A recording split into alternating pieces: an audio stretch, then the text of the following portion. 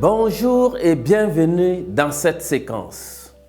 L'évaluation environnementale et sociale est un instrument de régulation en environnement et le principe 17 de la Déclaration de Rio de 1992 en fait un outil technique approprié. Les évaluations environnementales et sociales visent à assurer la prise en compte des enjeux environnementaux dans nos activités. Elles offrent ainsi un ensemble d'outils pour l'intégration des préoccupations environnementales dans les politiques, plans, programmes et projets de développement.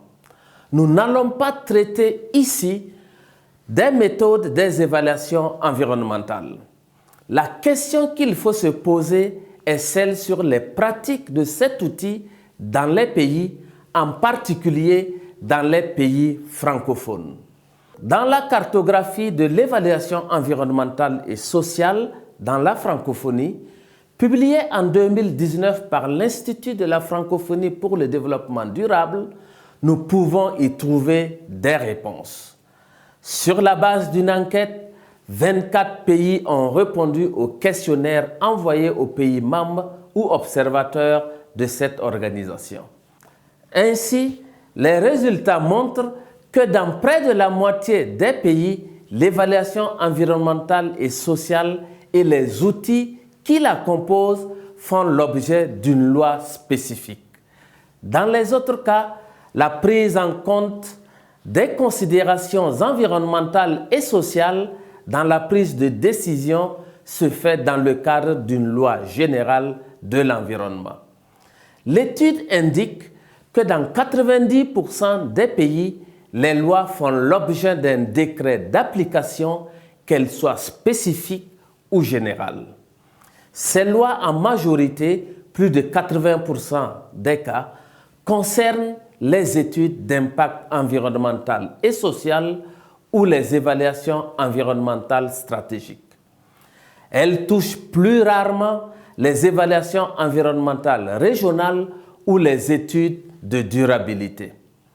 En l'absence de base juridique, les acteurs ont recours aux directives de la Banque mondiale ou tout autre bailleur de fonds pour faire les études. De 2012 à 2016, près de 13 000 évaluations environnementales ont été réalisées dans les 24 pays ayant répondu au questionnaire. Le secteur des mines et fonderies, les projets industriels et les infrastructures linéaires sont au premier rang de ces évaluations. Le constat général est que les pays devraient davantage s'impliquer dans les pratiques des évaluations environnementales et sociales. Pour ce faire, les réflexions ici des premières assises francophones de l'évaluation environnementale et sociale à Casablanca en 2018 recommande plusieurs points sur le cadre juridique. Le renforcement des connaissances des décideurs politiques, des parlementaires et des élus locaux dans le domaine de l'évaluation environnementale. Le renforcement du cadre réglementaire, en particulier les textes d'application pour chaque outil d'évaluation environnementale en matière de procédure, de participation des acteurs et d'accès à l'information. La promotion de l'autonomisation des structures responsables de l'évaluation environnementale. La mise en place d'un comité ad hoc, pluridisciplinaire et interministériel pour l'évaluation des rapports d'études environnementales.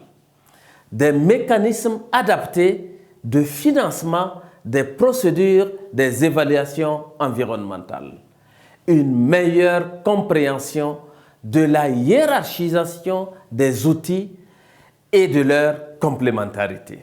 Enfin, malgré d'évidents progrès dans ce domaine, l'élaboration de procédures plus explicites et des guides de mise en œuvre des différents outils d'évaluation environnementale.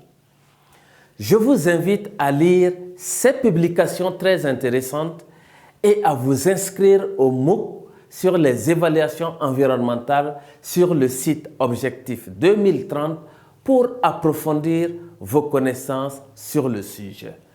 Merci et à bientôt.